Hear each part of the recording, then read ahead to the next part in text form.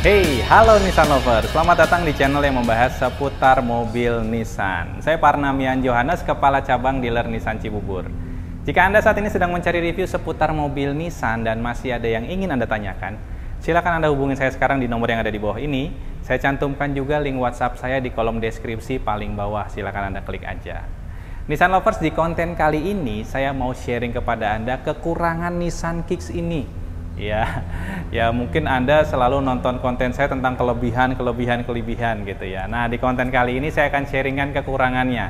Tapi ini sebenarnya kekurangan menurut para calon customer yang saya bagi menjadi 3 kategori ini nih. Yang pertama, calon customer yang memang sampai saat ini belum beli, ya, setelah kami follow up masih belum juga. Yang kedua, calon customer yang tadinya pengen beli tapi akhirnya memutuskan beli yang lain. Lalu yang ketiga, kami menganggap tetap calon customer walaupun ketika ditanya memang nggak ada niatan beli. Nah, komentar mereka apa sih kekurangan mobil ini? Nah, nanti saya akan undang ya salah seorang sales terbaik di dealer ini juga. Nanti dia akan sharingkan nih di lapangan apa sih sebenarnya kekurangan-kekurangan menurut 3 tipe calon customer tadi terhadap mobil ini. Nanti kita bisa dengar sama-sama, dan nanti saya akan berikan komentar juga. Itu kan komentar dari mereka ya, saya akan berikan komentar juga faktanya tentang mobil ini seperti apa. Jika Anda pencinta mobil Nissan atau kedepannya ingin tahu selalu update seputar mobil Nissan, nggak ada salahnya subscribe aja channel ini, nyalakan juga belnya supaya Anda dapat notifikasi ketika saya upload info seputar mobil Nissan. Nggak perlu lama-lama, yuk kita bahas saja kekurangan dari Nissan Kicks menurut mereka. Ikutin saya.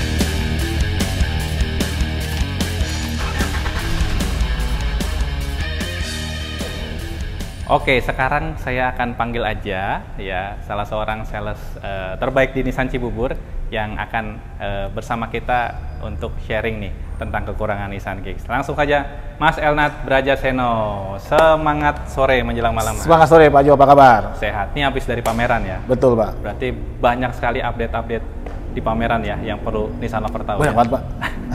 Oke, Mas Elnat ini salah satu sales di Nissan Cibubur. Ya, Anda juga bisa mengunjungi channelnya di apa nama channelnya Mas? Di Elnat Brajaseno. Nanti klik aja pasti keluar ntar channel saya Pak. Elnat Brajaseno ya. Nanti saya akan cantumkan juga linknya juga di kolom deskripsi. Silakan. Mas Elnat ini juga membahas apapun seputar mobil Nissan ya. Betul. Jadi Anda boleh juga kunjungi channelnya dan bisa ditonton juga. Mas Elnat, tadi seperti yang saya bilang kepada Nissan Lovers nih, di konten kali ini saya mau kita ngebahas tentang kekurangan menurut tadi 3 tipe customer nih. Yang pertama ya yang sampai sekarang belum beli. Oke. Yang mudah-mudahan habis nonton ini beli. Pasti amin. Yang kedua, tadinya beli setelah di follow up nggak jadi. Hilang. Yang ketiga, setelah kita follow up memang nggak niat beli. Oke.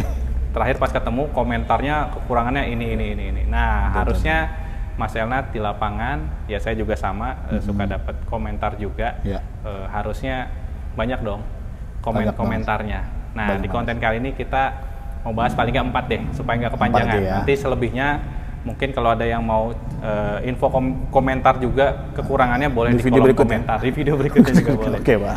Oke, jadi Mas Elnat kita langsung aja ya. Siap. Nah, kira-kira apa yang Mas Elnat tangkep atau Mas Elnat dapat kekurangan menurut 3 orang tadi ini yang bisa kita sharing? Oke. Yang pertama, ketika saya lagi pameran Pak ya, di Sepajo ya, ketemu customer lah. Nah, kita edukasi lah, mobil ini adalah mobil listrik. Mobil penggeraknya full elektrik. Ya. Kedua, yang pertama itu, kenapa dia enggak free ganjil genap? Oke. Gitu. Harusnya kalau mobil full listrik kan free ganjil genap Pak. Gitu. Kenapa ini enggak free ganjil genap? Jadi gimana Pak? Kekurangannya adalah ini mobil belum bebas ganjil genap. Belum. Oke. Ya.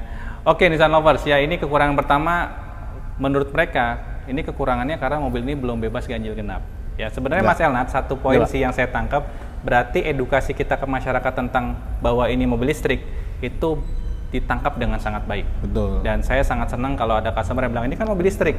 Kenapa belum ganjil genap? Berarti dia udah paham bahwa ini mobil listrik. Yes, betul. Jika Anda yang baru nonton channel ini, memang Nissan Kicks ini kita harus sebut ini adalah mobil listrik. Kenapa? Karena motornya 100% dapat energi dari baterai yang kita sematkan di dalamnya ukuran 1,57 kWh. Ya, dan baterai ini nanti dapat energi dari mesin 1200. Artinya memang 100% dapat penggerak dari listriknya dari baterai. Untuk mobil listrik ini sendiri memang untuk secara peraturan bebas ganjil genapnya itu memang secara peraturan Perpresnya hanya untuk mobil-mobil yang zero emission. Artinya memang tidak mengeluarkan emisi sama sekali, dan memang kita harus akui ya, Nissan Kicks ini masih ada emisi yang dibuangkan walaupun lebih sedikit. Jadi kalau ditanya kekurangannya belum bebas ganjil genap, sebenarnya semua mobil yang konsepnya hybrid pun memang belum bebas ganjil genap. Dan kita nggak akan bilang itu kekurangan, dan memang ya mobil ini ya ini adanya gitu loh. Dan kalau memang harapan mereka mobil ini bisa memenuhi kebutuhan ganjil genap, ya saya harus bilang saat ini belum. Nah, walaupun sebenarnya masalah ganjil genap ini sebenarnya masih masalah lokal ya. Lokal Pak, betul. Masalah lokal, artinya mungkin Anda yang sekarang di wilayah yang lain ya, di kota yang lain untuk ganjil genap nggak jadi masalah buat Anda karena belum berlaku. Dan ya betul, ya itu belum jadi sesuatu yang sifatnya menyeluruh seluruh Indonesia kebutuhannya kayak gitu untuk masalah ganjil genap. Dan memang di mobil ini itu belum ganjil genap. Gitu Mas Enan. Ya. Yang kedua. Yang kedua tuh biasanya customer itu ketika kita jelaskan mobil ini kan harganya sekitar 400 jutaan ya Pak. Dengan kompetitor tuh adalah misalnya ada 2 kompetitor yang sama-sama mempunyai sunroof Pak. Dan Nissan Kicks belum. Nah, kenapa? Kita banyak kan customer nanya gitu, kenapa nih nggak pakai sunroof? Harusnya pakai sunroof 400 jutaan gitu loh. Ya kan biar bagus gitu Mas. Gimana tuh Pak Jo? Ya, ini juga sama, saya juga suka ada pertanyaan gitu mengenai sunroof ya. Saya harus bilang memang di Indonesia ini ya, saya lihat mobil yang pakai sunroof itu mewahnya makin bertambah gitu ya. Walaupun sebenarnya saya punya beberapa teman yang punya mobil sunroof pun kalau saya tanya fungsionalnya, saya tanya seminggu berapa kali buka sunroofnya, malah mereka bilang sebulan belum tentu. Gitu. Dan itu fakta menarik gitu ya.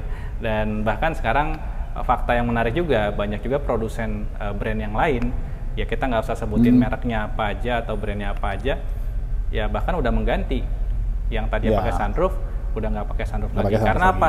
Fungsionalnya. Dan Nissan ini memang terkenal ya, semua nilai fungsional itu diperhitungkan. Apakah dengan nambah sunroof fungsionalnya itu selalu dipakai?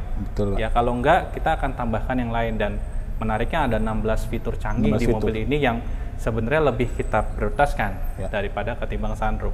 Apakah bisa? Ya bisa-bisa aja, cuman balik lagi desainer dari mobil ini kita juga harus akui dan kita harus dukung gitu ya, bahwa ya desainernya memang ingin menghadirkan mobil yang konsepnya seperti ini, yang tanpa sunroof kayak gitu. Jadi kalau dibilang itu kekurangan, sebenarnya banyak lagi kelebihan dari mobil ini yang harusnya jadi pertimbangan gitu, ketimbang sunroof yang saya tadi bilang, beberapa teman saya bilang ya fungsionalnya jarang sekali dipakai gitu. Dan itu juga dibuktikan hasil riset loh itu. Hasil riset juga menyebutkan ya akhirnya dipakai juga sama brand-brand lain, menghadirkan mobil yang tadinya pakai sunroof sekarang udah nggak pakai lagi. Kayak gitu, karena nilai fungsional. Kita tinggal bilang aja ke customer seperti itu. Siap. Itu yang kedua. Apalagi yang ketiga? Yang ketiga biasanya kalau kita udah ketemu customer, udah jelasin semua, dikasih motor listrik dan segalanya. Nah, ujung-ujungnya ini Pak, di belakang tuh, kenapa nih ban serepnya kok nggak ada ya? Cadangan nggak ada. Itu pakai apa? Terus apakah nanti nggak jadi worries kita di jalan kalau misalnya lagi bocor apa enggak gitu Pak? Jadi kekurangannya karena nggak ada ban cadangan. Mobil ini kekurangannya nggak ada ban cadangan ya Mas? Nggak ada cadangan. Ya, Nissan Lover, saya harus akui bahwa ya memang kita harus beradaptasi sama teknologi ya. Dimana teknologi itu kan pasti diciptakan, atau mobil, dalam hal ini mobil ya, diciptakan untuk ya membuat kita jauh lebih ya bisa dipermudah ya. Dan mobil ini memang didesain bagaimana biar kita dapat efisiensi juga. Ya. Betul, Pak. Dengan adanya ban cadangan, sebenarnya mobil ini harus membawa bobot yang lebih. Gitu. Pertimbangannya salah satunya itu, nggak cuma itu aja sih. Salah satu pertimbangannya adalah ketika membawa ban cadangan, dia harus membawa bobot yang lebih. Dan di mobil listrik, bobot itu sangat diperhitungkan, Mas. Jadi betul, daripada membawa bobot yang notabene penting sih, tapi ya bisa digantikan dengan komponen lain dan sekarang menariknya Kementerian Perhubungan juga sudah memberikan undang-undang ya, nomor kalau nggak salah nomor 2018 nomor 33 bahwa mobil itu boleh. Ya kalau dulu mungkin ketika kita mengendarai mobil nggak ada ban cadangan beresiko ditilang misalnya. Tapi sekarang udah boleh, ada undang-undangnya dengan digantikan oleh alat yang namanya tire repair kit. Ya alatnya seperti ini. Ya tire repair kit ini ada di mobil Nissan Kicks ini dengan tambahan adanya cairan yang buat nambel. Ya jadi kalau dibilang itu kekurangan, nanti dulu. Ya bahkan kita sebenarnya mau menambahkan value-nya dengan membawa tire repair kit. Masalah-masalah yang berkemungkinan untuk muncul, ya bisa kita atasi dengan lebih simple. Ya nggak perlu ngedongkrak-dongkrak. Ada tire repair kit, tinggal kita pompa aja. Pompa aja Pak, betul. Tapi kan nanti akan kempes lagi, misalnya kalau memang ada pakunya gitu ya. Ya balik lagi sebenarnya, ada ban cadangan, nggak ada ban cadangan, toh kita tetap harus ke tukang tambal ban atau ya tempat repair ban gitu ya. Betul. Dan ini adalah mobil yang memang sudah lebih advance untuk pengalaman berkendaranya, sehingga kita udah nggak pakai ban cadangan. Lagian, saya juga pernah ngalamin ya, dan kalau saya tanya ke teman-teman juga, berapa kali dalam setahun kempes ban atau bocor ban gitu ya. Ya belum tentu ada dalam setahun sekali. Artinya ya dikembalikan lagi sih, kita peruntukan mobil ini mau kemana. Selama peruntukan mobil ini emang jalannya yang relatif aman, ya tidak ada namanya batu-batuan atau apa yang bisa berpotensi bikin mobil ini bannya pecah, harusnya tetap aman. Dan kita memberikan alat itu tadi yang berfungsi banget ketika kondisi darurat terjadi. Jadi bisa dijelaskan gitu ke customer. Siap. Nah, sekarang yang keempat, apa Nat? Oke, yang keempat nih yang terakhir ya Pak ya. Nissan Kicks itu ketika kita sudah ngobrol sama customer, udah test drive nih Pak. Test drive di jalan ya kan. Apalagi kalau jalannya agak rusak dikit ya Pak ya. Itu berasa batu, suspensinya kok agak keras ya. Kenapa nih mobilnya kok mobil harga segini suspensi masih keras, nggak soft gitu. Nah, kira-kira gimana Pak Jo? Ya, ini juga saya pernah temuin, tapi customer tetap beli. Karena setelah dikasih pemahaman, akhirnya, oh gitu ya, gitu. Saya akhirnya paham gitu ya. Saya harus bilang juga bahwa setiap mobil itu punya konsep yang beda-beda. Kalau dikasih nama penjudulannya ya, penjudulan ini ya. Ada ya mobil yang konsepnya kita sebut mobil high SUV. Ada yang sebutnya MPV, ada yang sebutnya city car, ini compact SUV. Artinya semua konsep mobil itu membawa desain yang berbeda-beda, termasuk salah satunya suspensi. Dan memang untuk mobil yang compact SUV seperti ini, suspensinya akan berbeda dengan mobil yang misalnya peruntukannya MPV. Ya, karena apa? Ya karena konsepnya beda. Gitu. Tingkat keempukan suspensi juga pasti akan beda. Dan itu ya memang sangat mendasar alasannya, karena memang konsep mobilnya beda-beda. Betul Pak. Itu. Dan di Nissan Kicks ini menariknya, ya suspensinya memang dirancang sedikit lebih stiff, ya, karena memang peruntukannya untuk akselerasi salah satunya. Ya, mobil dengan suspensi yang lebih stiff, ketika kita akselerasi jalan bebas hambatan misalnya, dia akan jauh lebih stabil. Lebih stabil, betul. Ya, jadi memang konsep mobil ini dihadirkan untuk kepentingan juga nantinya untuk akseleratif. Jadi menghadirkan kenyamanan saat berkendara.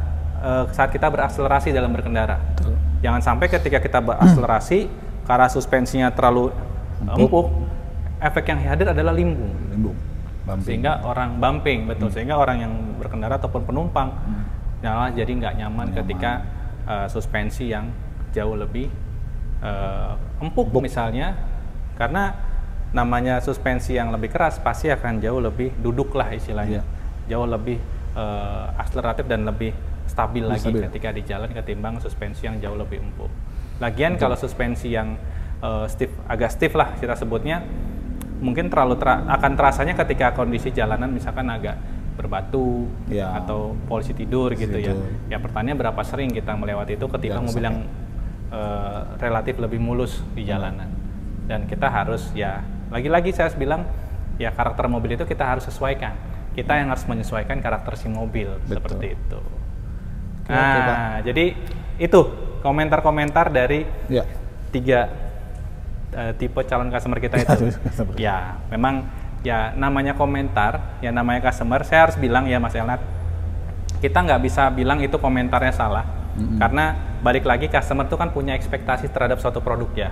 Harapannya produk ini bisa begini, harusnya bisa begini, ya kita tetap bisa ya harus terima yang namanya komen gitu komen masukan, dan ini bertujuan buat pengembangan juga ke depannya. Jadi makanya saya ketika ada customer yang berseberangan atau berkomentar yang seperti tadi, saya harus edukasi sebaik mungkin supaya customer itu teredukasi dan keputusan membeli sebenarnya dibalikin kepada customer. Tapi satu hal sih sebenarnya, kalau pas Elnat ketemu di pameran customer yang sibuk hanya untuk mencari kekurangan-kekurangannya, ya saya 11 tahun di otomotif, hampir 12 tahun ya biasanya kayak gitu emang nggak beli.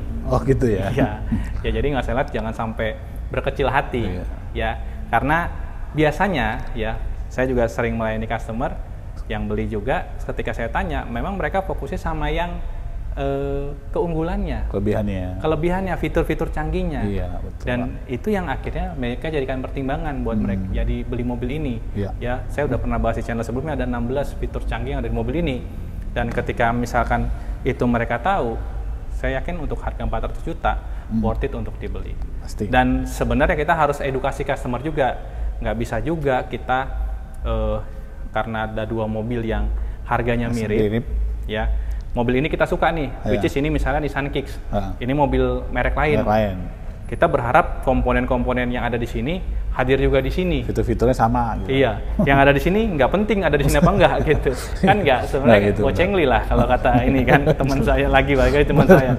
Ya semuanya harus ya sesuai, ada harga, ada kualitas yang diberikan. Betul. Jadi ya kita harus ngambil kesimpulan, tetap kita harus edukasi customer kelebihan-kelebihan dari Nissan Kicks e-Power ini. Ya, Nissan Lovers, ini kekurangan-kekurangan yang menurut tadi saya lagi-lagi nggak akan salahkan, itulah komentar dan kami terima dengan senang hati karena berarti orang mengenal Nissan Kicks e-Power ini. Ya, ini saja konten yang saya mau sharing di video kali ini.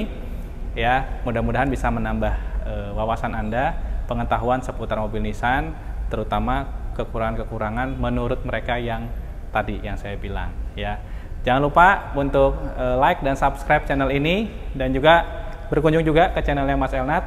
Ya, kasih komentar juga review-review yang disajikan sama Mas Elnat. Ya, dan jangan lupa hadir juga, datang juga, mampir ke dealer kita, dealer Nissan Cibubur, Jalan Alternatif Cibubur kilometer 7. Siapa tahu ketemu Mas Elnat. Iya, ketemu Pak Jo juga. Ketemu Pak Jo juga. Oke, Nissan Lover, ini saja konten saya kali ini. Terima kasih sudah menonton sampai sini, dan pesan saya seperti biasa terakhir cuma satu: ingat Nissan, ingat Johan dan Mas Elnat. Terima kasih sudah menonton.